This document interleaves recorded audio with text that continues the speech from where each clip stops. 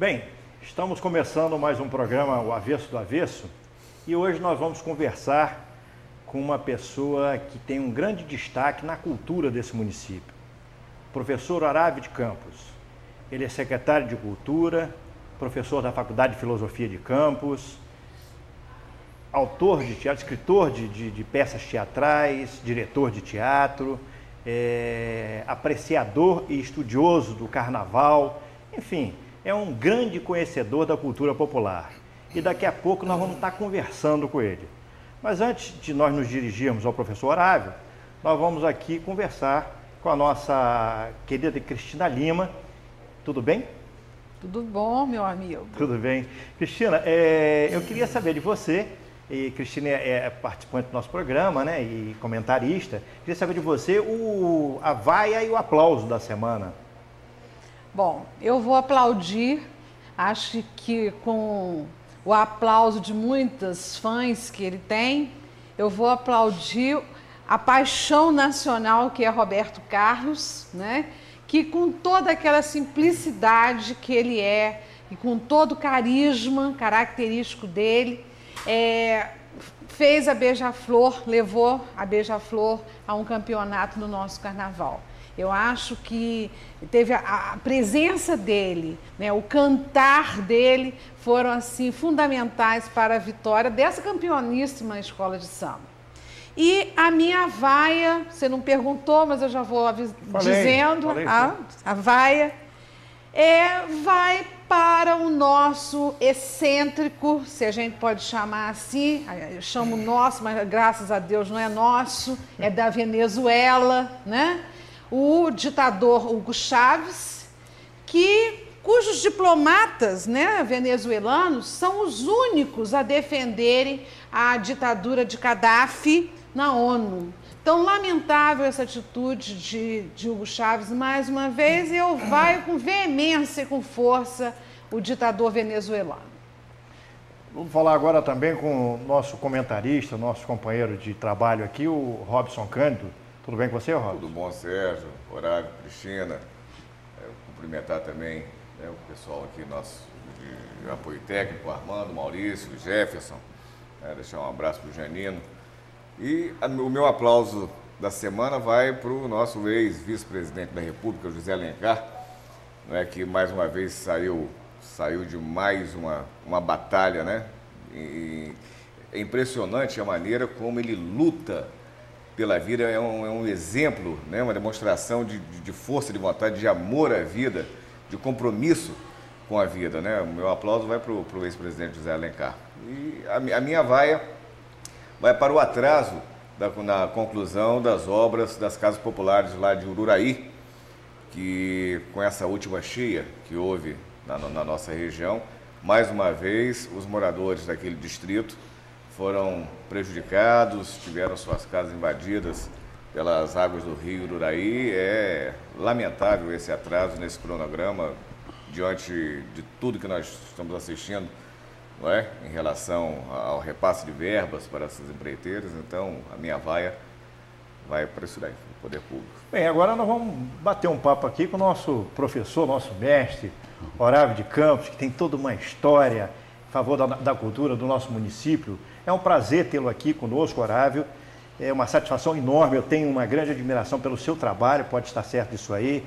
Você que é jornalista, que é autor de diversas peças teatrais, diretor também de teatro, secretário de Cultura do município de Campos. E a gente quer aqui, na verdade, no Avesso do Avesso, no nosso programa, Horácio, conhecer um pouco da sua história, conhecer um pouco do outro lado da sua vida. Primeiro, queria que você contasse a sua história, saber se você é de Campos, qual é a sua origem. Conta um pouco pra gente isso aí. Bom, de qualquer forma, eu agradeço penhoradamente, né, a Cristina, o Robson e a você também, Sérgio, pela oportunidade que estão me dando de vir aqui e contar algumas coisas. Não que eu tenha uma vida assim tão brilhante, uma história tão interessante, mas é sempre interessante vir e contar algumas coisas sobre a cultura de nossa cidade que amamos e que nós vemos exatamente colocada hoje diante de uma grande perspectiva com as possibilidades do desenvolvimento econômico, né? Quer dizer, que nós precisamos nos preparar, inclusive, para esse boom de desenvolvimentista, né? A partir de ações importantes, porque nós temos que esperar que daqui a 10 anos teremos mais 70 mil pessoas nessa região, né? Então, é preciso que a gente engrandeça a nossa cidade, né? E para que ela fique realmente engrandecida, há necessidade absoluta... 700 mil? Não, mas 70 mil em 10 anos. A previsão é essa? A previsão é essa, mais ou menos essa. Por quê? Porque hoje já está mais do que clara a ideia de que as pessoas que vão entrar aí para o Porto do Açu, elas não vão morar em São João da Barra, elas vão morar em Campos, onde essa situação, os meios, né, são muito mais importantes. Sim, mas em cima disso aí, Horácio, o que eu tenho lido aí na imprensa, através da imprensa, é que São João da Barra passaria de hoje, tem 32 mil habitantes, passaria daqui a 10, 15 anos para 250 mil, e Campos de 463 mil para em torno de 700 a 800 mil habitantes. Ou é meio exagerado isso aí? Inicialmente é um pouco exagerado, sim. Né? É um pouco exagerado. Essa é uma perspectiva, né, muito otimista com relação aos economistas, né? Mas a realidade nos mostra que nós teremos em 10 anos mais 70, por aí, isso aí. Mais 70 mil. Então nós precisamos nos preparar exatamente para isso, para que Campos não se transforme, né, numa ilha cercada de favela por todos os lados, né? Porque imagine como que nós vamos atrair para aqui, né, uma série, quer dizer, uma quantidade extraordinária de mão de obra não especializada, que não vai ser absorvida pelo mercado. Não aconteceu o que aconteceu com Macaé, né? Foi um crescimento mas eu queria completamente desordenado. Eu quero saber se a Baixada, se foi o lugar onde você nasceu. Você nasceu em Campos, Horácio? A história dele, ele é neto de Múcio da Paixão, é uma história muito interessante. Bom, eu nasci na Baixada Campista, né? Logo, ou seja, no portal de entrada da Baixada, eu sou de Goitacás. Nossa querida Baixada da Égua. Baixada da Égua, né? Então, eu costumo dizer o seguinte, que eu nasci exatamente ali, né? E eu costumo até hoje estar ali percorrendo as trilhas do Coronel, né? Em busca de todas as crendices da Baixada, em busca do desenvolvimento de toda a sociolinguística da Baixada, né? Então, uma linguagem bonita da Baixada. E estou em busca do boitatá, do lobisomem, né? Eu estou por ali pelas trilhas, né? Eu entro ali para o Mineiro, depois eu estou indo lá, passo por Retiro, né? Estou ali em Campo da Areia, Você cresceu por ali mesmo? Eu cresci exatamente na linha do Limão, né? E a partir da linha do Limão. Estudou ali naquela região mesmo? Não, o estudo tem foi um estudo. Tem uma história interessante por detrás da história do estudo, porque eu e a Noli Maciel fomos meninos prodígios na nossa época, né? Ele sabia tocar Frederico Chopin, né? Aos 5 anos de idade, eu sabia ler e escrever sem nunca ter ido à escola, né? É mesmo? Então, eu era alvo, né, de exame dos pedagogos da época, né? Saber que fenômeno era esse. Mas eu consegui exatamente ler e escrever aos 5 anos de idade sem nunca ter ido à escola.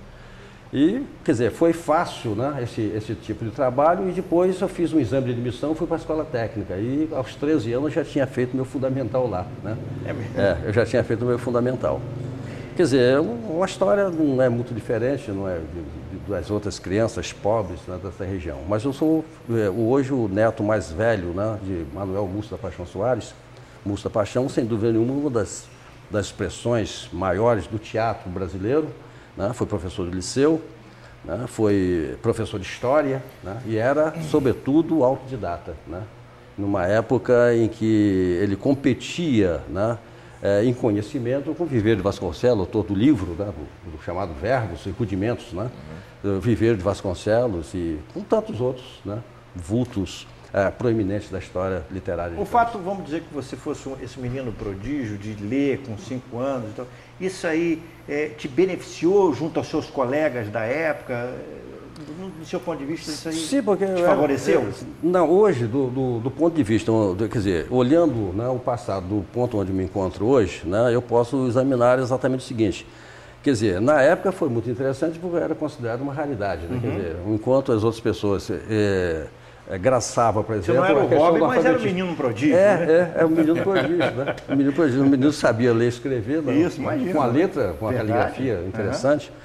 Quer dizer, isso foi interessante na época, mas hoje, né, eu olhando o passado pelo retrovisor da história, eu tenho exatamente essa noção, né? A noção de que na época eu era Era uma coisa rara, né? Era rara. Mas eu não tinha muita dimensão dessa raridade também não, sabe? Eu achava que eu sabia aquilo porque eu tinha aprendido em algum lugar, em alguma instância, você fez que eu o não ensino... sabia explicar. Né? Você fez o ensino fundamental na escola técnica e o ensino médio? Não, ensino médio eu fui autodidata a vida toda. Eu fui, por exemplo, eu cheguei a ser, né, diretor de teatro, eu fui editor-chefe do jornal A Cidade, e sem nunca ter feito o segundo grau, né? Eu só fui fazer o segundo grau depois que eu entrei para a Faculdade de Filosofia. Eu fiz um concurso, aliás, na época tem uma história interessante. Éramos Moacir Cabral, Winston Xuxo, Pérez Ribeiro, Celso Cordeiro Filho, Prata Tavares. Nós nos reunimos e consideramos que havia a possibilidade de a gente... Por que nós vamos entrar para a Faculdade de Filosofia e fazer jornalismo? Né? Reuniu no Bar São Jorge? E o doutor... Bar São Jorge? Bar São Jorge. E o doutor Hervé Salgado Rodrigues incentivava muito isso. Não, vamos fazer assim, vai ser legal, vai valorizar a escola. E aí, conclusão, nós fizemos o vestibular, né? Alguns de nós, né, estávamos exatamente lá nessa escola e eu gostei de ter ficado. Vocês trabalhavam na notícia na época? Não, a Celso era na notícia, mas eu estava na cidade, né? Eu estava no jornal A Cidade. Aí fizemos o vestibular e passamos. Depois veio aí uma agente do governo federal para fazer uma fiscalização dentro da Faculdade de Filosofia. Chegou lá e falou, cadê o documento desse cara aqui? Ele não tem documento de segundo grau, né? E aí, na época, nós fizemos, a Zuleima Faria me apresentou a irmã Soraya Chaloub, e aí eu fiz o segundo grau na auxiliadora, né? Eu estava fazendo o segundo grau na auxiliadora e já estava no segundo ano de jornalismo na Faculdade de Filosofia, né? Quer dizer, havia essa... Mas foi interessante, né? Isso em que época? E eu gostaria depois que você contasse sobre a professora que profetizou a sua provável profissão. Ah, sim. Eu não estudei em escola, né? Não fiz curso nenhum. Eu sabia do que eu sabia. Eu fiz logo o exame de admissão, né, com dona Ruth Chagas, né, filha de Edmundo Chagas, que era um dos diretores, né, do setor de artes gráficas da Escola Técnica. E aí nós ficamos ali durante 5 ou 6 meses fazendo preparatório para entrar para a escola. Numa época que fazer esse vestibular para a escola era muito difícil, né, a procura era muito grande, até porque a escola era uma escola de pobre e as pessoas acorriam a escola justamente pela possibilidade de ter alimentação, né? Quer dizer, tomava café de manhã, tinha almoço, já era escola brisolista. Já saiu no final da tarde, já com o banhinho tomado e com a sopinha já no estômago, né? E aí, no primeiro dia de aula na escola, né, Dona Alice Nogueira, que era uma professora emérita, professora de língua portuguesa, ela passa uma redação para as pessoas, né? Redação para os alunos. Ela era muito brava, né, Horácio? Ela era terrível, ela usava ainda uma palmatória, né? E os alunos ficavam muito quietos dentro da sala de aula, porque não podia falar nada se falasse alguma coisa que ela não tivesse perguntado, levavam, né, uma palmatória no ombro, ela batia no ombro das pessoas. Se fosse nos dias de hoje, ela ia ter que gastar muita palmatória por aula. Por aula. Por aula, por aula. E aí ela deu 2 temas, um era o pingo d'água e o outro era um incêndio, né, quer dizer, uma queimada na fazenda. Ela deu 2 temas para as pessoas escreverem, para saber como é que está a turma, né? O que ela ia fazer. Você escolheu qual, Horácio? Eu escrevi sobre os 2. Eu escrevi o pingo d'água, escrevi, né, sobre a questão da queimada na fazenda. Aí eu fiz, aí eu terminei logo, deixei lá e parei, fiquei quieto ali. Ela, você já terminou? Eu falei assim, já. Aí falou assim, deixa eu ver aqui. Aí pegou, olhou o trabalho, você vai ser jornalista. Tá. Quer dizer, isso poderia na época ser uma coisa muito interessante, né? Mas eu cheguei em casa chorando, né? Chorei muito em casa. Porque a grande paixão da minha vida era ser motorista de caminhão, né? Eu queria ser motorista. Mas você vai nos contar. Que decepção, né? Que decepção. Foi, para mim foi uma grande decepção. Mas, Horácio, você vai nos contar isso? Nós vamos ao intervalo e você que está aí na sua casa aí fica assistindo, daqui a pouco nós vamos entrar nessa baleia desse caminhão aqui.